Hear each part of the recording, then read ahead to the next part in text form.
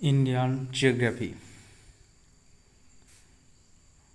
প্রথম কোশ্চেন দেখো, কোন দেশের সাথে ভারতের দীর্ঘতম সীমানা রয়েছে? আমরা সবাই জানি এটা বাংলাদেশ, 4096.7 কিলোমিটার। ভারতের 5টি রাজ্য বাংলাদেশের সাথে তাদের সীমান্ত ভাগ করে: পশ্চিমবঙ্গ, আসাম, মেঘালয়, ত্রিপুরা আর মিজোরাম। ভারতের কোন রাজ্য বাংলাদেশের সাথে 3 দিক দিয়ে বেষ্টিত? ত্রিপুরাকে উত্তর, পশ্চিম এবং দক্ষিণ দিক দিয়ে ঘিরে রেখেছে। শুধুমাত্র পূর্ব দিকটি ভারতের আসাম এবং মিজোরাম রাজ্যের সাথে যুক্ত।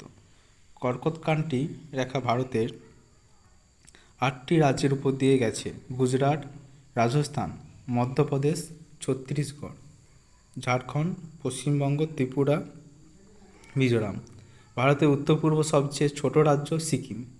এর আয়তন হতো 7096 কিলোমিটার স্কোয়ার। মাহে, যা পুদুচেরির একটি অংশ, কোন রাজ্য দ্বারা বেষ্টিত? কেরালা। মাহে হলো কেরালার মালাবার উপকূলের একটি ছোট ছিটমহল। এটি কেরালার কান্নুর জেলা এবং কোঝিকোড জেলা দ্বারা 3 দিক দিয়ে ঘেরা।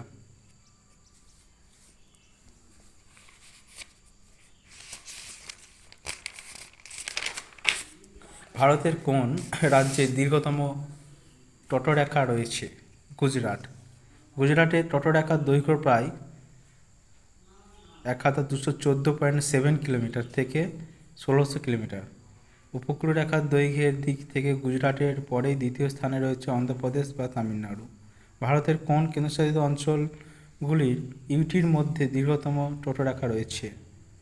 আন্দামান ও নিকোবর দ্বীপপুঞ্জের সবচেয়ে বেশি সংখ্যক রাজ্যের সীমানা রয়েছে কোন রাজ্যের? উত্তরপ্রদেশে। উত্তরপ্রদেশে 8টি রাজ্যের এবং একটি কেন্দ্রশাসিত অঞ্চলে দিল্লির সাথে সীমানা ভাগ করে।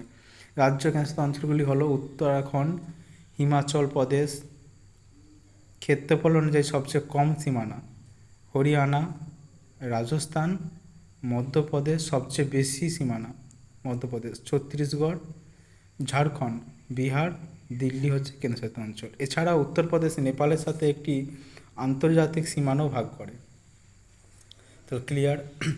উত্তর পূর্ব ভারতের বৃহত্তম রাজ্য আমরা জানি আয়তনের দিক থেকে অরুণাচল প্রদেশ, এর আয়তন হলো 83,743 কিলোমিটার। হ্যাঁ, আসাম 78,438 কিলোমিটার। ক্ষেত্রফল নিয়ে দ্বিতীয় স্থানে রয়েছে।